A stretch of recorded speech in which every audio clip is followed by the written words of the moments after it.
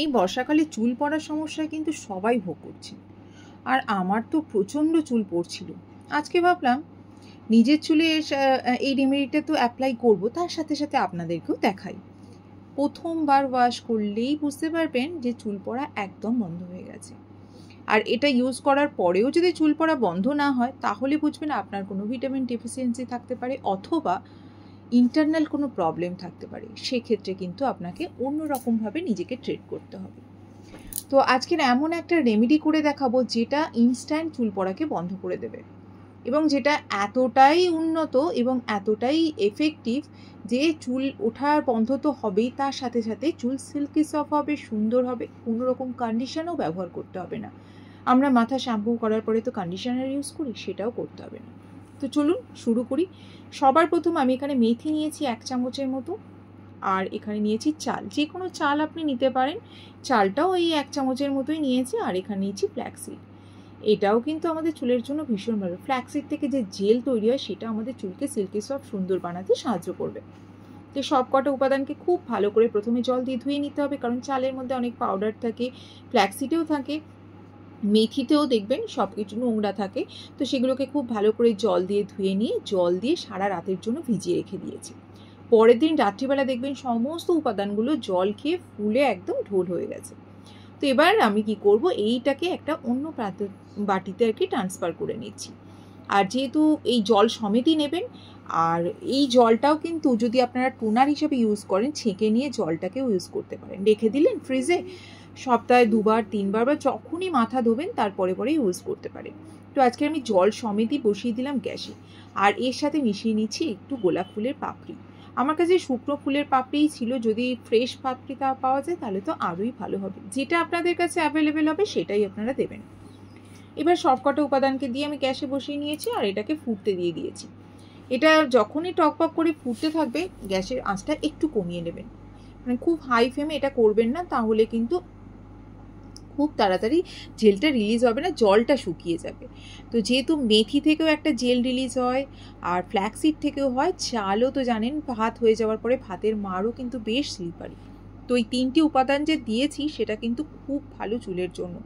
চুলের গোড়াকে ইনস্ট্যান্ট শক্ত করবে এবং চুল ওঠা বন্ধ করবে। তার সাথে সাথে যদি আপনারা সপ্তাহে 2বার বা 3বার ইউজ করেন, সেক্ষেত্রেও দেখবেন চুলের যাবতীয় সমস্যা আপনার দূর হয়ে গেছে। তো এটা প্রথমে আপনি ছেঁকে নিলাম। এই যে ছেঁকে নেওয়ার পরে যে জলটা বা যে জেলটা তৈরি হলো, এটা কিন্তু আমাদের চুলের জন্য ভীষণ ভালো। এই জেলটা আপনারা শুধু শুধু মাখতে পারেন, বা এর সাথেও অনেক কিছু ইনফিউজ করেও মাখতে পারেন। তো আমি বলি এটাকে যদি শুধু মাখেন, তাহলে শ্যাম্পু করার 1 ঘন্টা আগে সারা মাথায় লাগিয়ে নেবেন। তবে হ্যাঁ, এটা স্লিপারি, এটা মাখতে গেলে কিন্তু একটু অসুবিধা হবে। কোনো পাম্প বোতলের সাহায্যে নিয়ে তারপরে করবেন। আর তারপরে দেখুন, এই যে যেটা আমাদের কাছে ছিল, যে ছাঁকার পরে যে জিনিসটা পড়েছিল, সেটা কিন্তু আমি ফেলিনি। অথবা আপনারা যদি জলটা সমেত এটা দিয়ে পেস্ট করেন, সেটাও খুব ভালো হয়। যেহেতু আমি এটা দুটো উপায় করেছি, একবার জেলটাও ইউজ করে দেখিয়েছি, আর এবার এটাকে হেয়ার মাস্ক হিসাবে ইউজ করব। আর এর সাথে যেহেতু একদমই শুকনো জল নেই, যেহেতু জেল আমি ছেঁকে নিয়েছি, সেই জন্য এর মধ্যে একটুখানি আমি ভাতের মাড় দিয়ে দিলাম। তো ভাতের মাড় রাইস ওয়াটার, সেটাও খুব ভালো। আর গুলতে আমার আরেকটু জল লাগবে, একদম শুকনো হয়ে গেছিলো, সেই জন্য আবার আরেকটু দিয়ে দিলাম। এটাকে খুব ভালো করে মিহি পেস্ট তৈরি করে নিয়েছি। ব্যাস তৈরি হয়ে গেলে খুব ভালো একটা হেয়ার মাস্ক। তো এটা এতটাই ভালো, দেখতেই পাচ্ছেন কতটা স্লিপারি। আর এটা একবার চুলে ইউজ করলেই আপনারা বুঝতে পারবেন এর গুণাগুণ। আমাকে দ্বিতীয়বার আপনাদেরকে কিছু বলতে হবে না, বা প্রথমবার ইউজে আপনারা আমাকে কমেন্টস করে অবশ্যই জানিয়ে যাবেন যে দিদি এটা এতটাই আমাদের চুলের জন্য ভালো যে একবার ইউজে আমরা এটা বুঝতে পেরেছি। তো দেখতেই পাচ্ছেন অনেকটা গাঢ় হয়ে গেছে। এর সঙ্গে যদি দেখেন খুব গাঢ় হয়ে গেছে, এর সঙ্গে একটু ভাতের মাড় আর একটু মিশিয়ে নিতে পারেন। তাছাড়াও আপনারা এর সাথে একটু নারকেল তেল মিশিয়ে নিতে পারেন, অথবা এর সাথে একটু টক দই মিশিয়ে নিতে পারেন। তো সব যেটা যার সুবিধা হবে, বা সব কটা উপাদানও মেশাতে পারেন। টক দইও মেশালেন, বা একটু রাইস ওয়াটার দিয়ে একটু পাতলা করে নিলেন। এবার সারা মাথায় লাগাতে হবে। বিশেষত চেষ্টা করবেন স্ক্যাল্পে, যেহেতু চুল পড়ার সমস্যা আমাদের মাথার গোড়া থেকে হয়, সেই জন্য প্রথমে আপনারা স্ক্যাল্পে লাগিয়ে নেবেন। স্ক্যাল্পে লাগানোর পরে সারাটা চুলে মাথার যে লেন্থে আছে, লেন্থটাও ভালো করে লাগিয়ে নেবেন। লাগিয়ে নিয়ে অবশ্যই চেষ্টা করবেন ঘন্টাখানিক থাকার, 1 ঘন্টার মতো। আর দেখবেন লাগানোর পরে পরেই মাথায় খুব টান ধরছে, সেই জন্য এটাকে শোকাতে দেওয়া চলবে না। শোকাতে দেওয়ার আগে আপনারা কোনো মাথায় শাওয়ার ক্যাপ বা পলিথিন প্লাস্টিক আর কি দিয়ে মাথাটাকে কভার করে নেবেন। যত হাওয়া লাগবে তত কিন্তু এটা শুকাতে শুরু করবে আর মাথার যেন একটু টান ধরবে। এটা মুখের জন্য ভীষণ ভালো, স্কিনের জন্য। যাদের স্কিনের রিঙ্কলস পড়ে গেছে, যারা মুখের মধ্যে অনেক বয়সের ছোপ পড়ে গেছে, তারাও কিন্তু এটা মুখেও লাগাতে পারেন।